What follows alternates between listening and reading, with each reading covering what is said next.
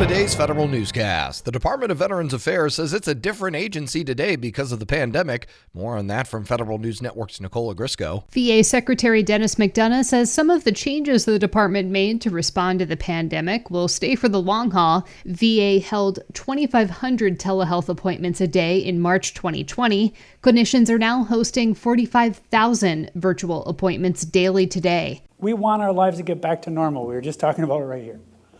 But at VA, there's no going back to the old normal. Because the work we've done to respond to the pandemic has forged us into a stronger and better department for the nation's veterans. Nicole Ogrisco, Federal News Network. And on this Veterans Day, the job board site Monster.com, along with Military.com, have listed the top organizations that hire veterans, which included 3 federal agencies. Included in the list was U.S. Customs and Border Protection, where 90% of 2020 veteran hires have stayed on longer than a year. Also mentioned was the Transportation Security Administration and the Federal Emergency Management Agency.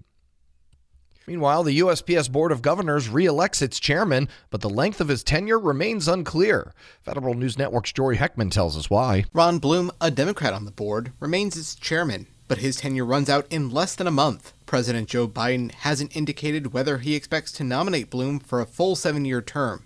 2 of Biden's picks on the board, former Deputy Postmaster General Ron Stroman and Anton Hajar, former General Counsel for the American Postal Workers Union, asked to postpone the election but were overruled. They both voted against Bloom's re-election.